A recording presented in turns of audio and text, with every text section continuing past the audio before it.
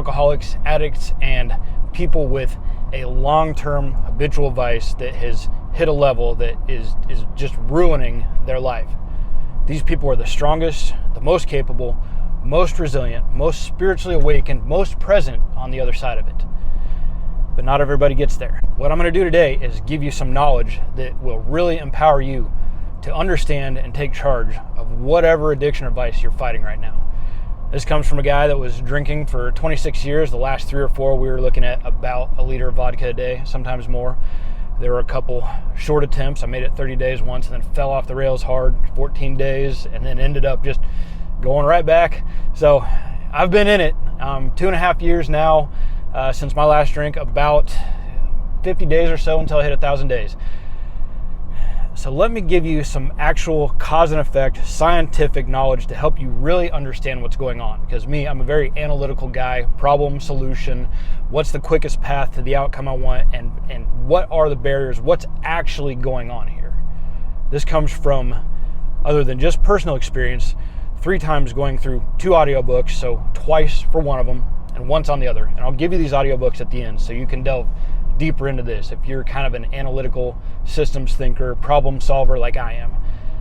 So the way this all works, and I'm probably going to cut away to a couple little drawings. I'm not a whiteboard guy. This isn't a classroom. I'm not your instructor. We're riding together. We're going into this thing as a team here. As we raise each other up, we're going to bring more up with us. So I'll probably cut away to a couple little badly drawn pictures that'll help illustrate this.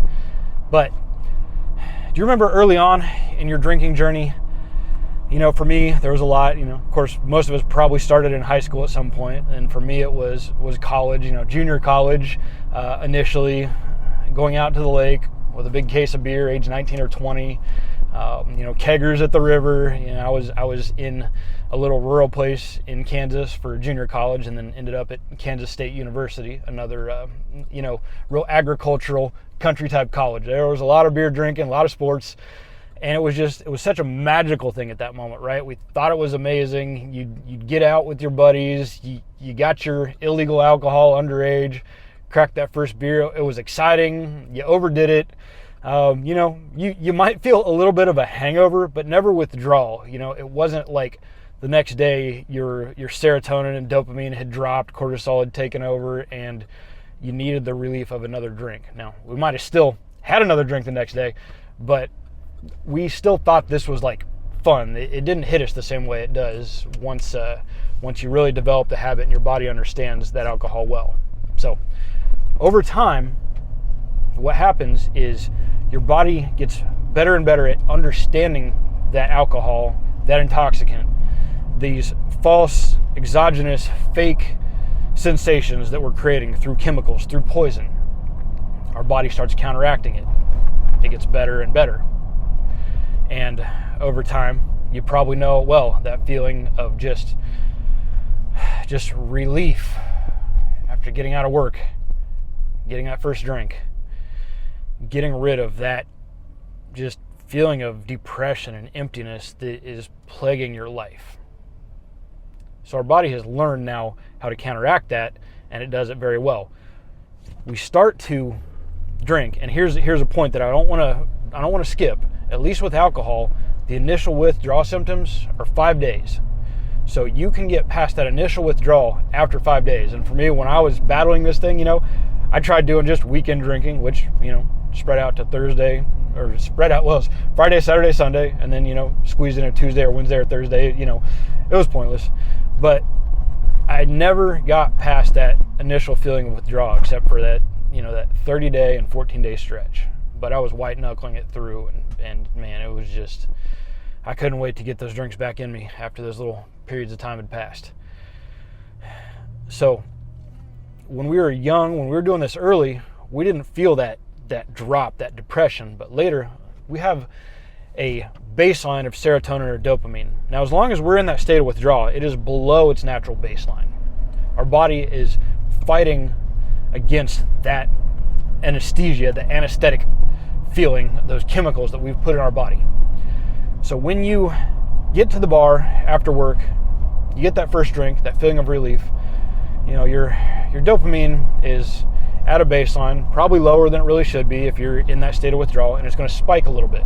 Your body's going to hit you with a bunch of chemicals to counteract it quickly, and it's going to drop almost instantly. 2 or 3 drinks in, it's not really that fun anymore, right? We've already lost any of that initial relief, any of that initial good feeling. And the whole time now, the more that we drink, we have these little quick spikes, and then it drops down below even further. So let's say that, you have a drink and it spikes you up 1, but it drops you down 2. And another drink and it spikes you up 1 and it drops you down 2 more.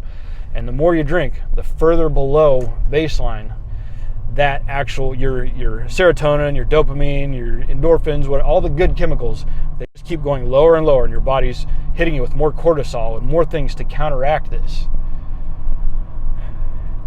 And these neural pathways, these are built and designed like riding a bicycle. Let's say you do take a year or 2 off of alcohol, and I can just moderate a little bit. Your body's going to learn that back real quick, just like a bicycle. Maybe you'll be shaky if you took several years off riding a bike. You go out and ride it just a little bit, a couple times, and you're going to be right back where you were at, or really close. It's the same exact thing with alcohol. Once you develop that habit, once your body understands those neural pathways, once it gets efficient at pumping you full of chemicals to counteract the poison, the exogenous chemicals that you've put into your body, it's going to come right back. Your body knows that forever. So, just like, I started this out with a 6-month goal. At 90 days, I upped it to a year. At a year, I was done forever. And it was still scary at a year. So, yes, the way to know you're never going to have this problem again is to know you're never going to drink again. But for most people, that commitment, saying it and sticking with it, is extremely hard. So it worked well for me to set an uncomfortably long goal, but there was still an end date. But it was far enough that I was able to start really experiencing life and to understand what presence could be. And it took years before I really felt presence, until all of these fake chemicals, all of this stuff was out of my life. And it really does become almost intoxicating. I've been working on getting my sleep under control because I just work so hard and so much, and I won't stop, and I've got such a mission and a vision. I've got this business I started, and I'm managing multiple brands, and it's just so much. And I get up every day at 3:30 in the morning, 3:25, and I work out every day hard. And I just, so I never sleep. And I've started to meditate. And this is the very beginning of my meditation journey. I don't know what I'm doing. I just sit and I just take some time and I just say thank you. Thank you for the challenges that I've been given. Thank you for the hardships that I've overcome. Thank you for the lessons I've learned from going down to the depths of hell and keeping digging lower and lower and lower. And thank you for giving me what it took to get back out of that. And honestly, just sitting there sometime in silence and not even thinking anything, and my whole body starts tingling almost instantly. It's almost like that feeling of taking shots. I can feel it in my lips. I can feel it in my hands. It's one of these amazing things I never would have understood or thought about or was even conscious of, and it's just started happening as I continue to evolve and grow and learn and develop better habits and try to overcome the things that are still not great or not healthy. And I think, this sleep thing's a real problem. I wake up every day. I'm so excited. I get up at midnight, go to the bathroom. I've been sleeping for, I'm usually lights out before 9. That's the goal, is to be in bed by 8:30. And I'm trying to push it even earlier. Get up once in the morning, lay back down, and it's hard for me to get back to sleep because I'm so excited to get up and live my life and pursue my purpose and build these businesses and be sober and be present. And this is something that, at least for me, I needed to understand how this stuff works so that I could do my crazy thing to get in this SUV, to drive 1,300 miles from home with $700 from my name and live in it for an entire year, getting off alcohol, getting off antidepressants, creating self-belief, creating identity, and eliminating just environments and people that had that familiarity that went hand in hand with the alcohol, whether they were actually a part of the drinking or not. I know not everybody's able to do that. Your journey is going to be different than mine. I didn't go to a single meeting. I didn't go to church once during this. I grew up very religious, and for me, the quieter the voices of man became, the louder the voice of God became. I'm not trying to tell you this is the way you should approach it. I'm not trying to sell you on it. I'm not trying to convince you I'm doing it right. But this is the path I took. This is what worked for me, to just go completely on my own. And 4.5 years later, man, it's a completely different life. So the books that really helped me understand how this was working from a scientific, analytical point of view, which is what jives the best with my mind. These were called Alcohol Explained and Alcohol Explained 2. Alcohol Explained 1, I went through twice. Another one that was really, really useful to me was by an author called Mark Manson, called The Subtle Art of Not Giving Up. I don't want to actually say it because then I got to make sure I find it and edit it out. But you know what that word was. So there's many more. Not, the things that resonated and worked with me might not be the things that work for you. Everybody has their own path. But to me, it just makes so much sense to actually understand what's truly happening here. Because when you understand it, it makes it a lot easier. It made it a lot easier for me to just recognize, oh, okay, well, here's the initial withdrawal is over 5 days. Well, I got to make sure to start getting past that. But you snap back really quick. It starts all over. You throw that out the window once you go back to that drink. And then at the foundation of all of this, the most important things, the things that will give you so much more strength and capabilities and self-belief and identity, they are fitness. Fitness is the foundation to everything. You can't have a good foundation in fitness without good habits.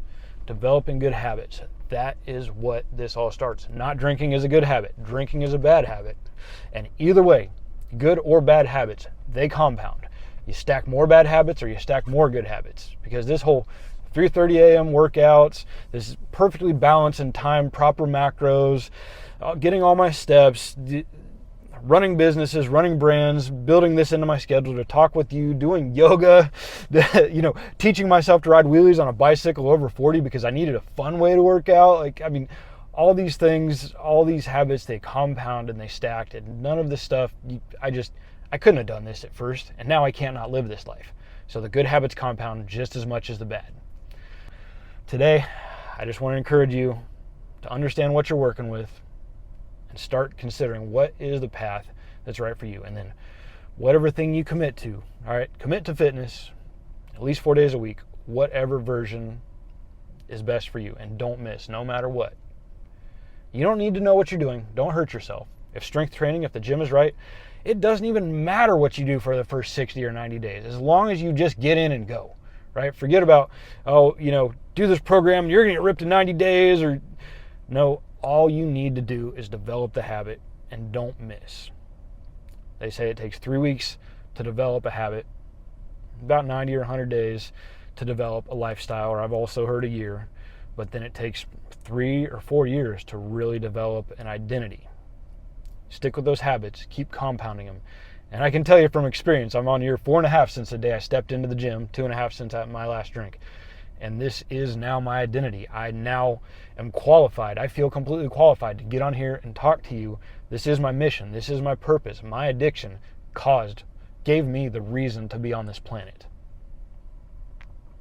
So get out there, stack those habits, and let's keep riding together. We're going to keep making ourselves better and building each other up along the way and help this world, help the men in the world become what we were truly destined to be before we were ruined with all this soft baby boomer, weird, ruin the natural order crap, reliant, compliant, submissive, sit in a classroom, follow directions, go have somebody else limit who you are, who you're supposed to be, how much you can do, how much you can make.